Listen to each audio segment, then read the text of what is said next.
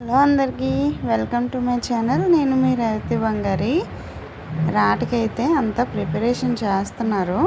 ఇక్కడ చెల్లి వాళ్ళు గణపతి పూజ అయితే చేస్తున్నారు. ఇంకా మా పెళ్లి కూతురు చూసారా ఎంత అందంగా రెడీ అయిపోయిందో.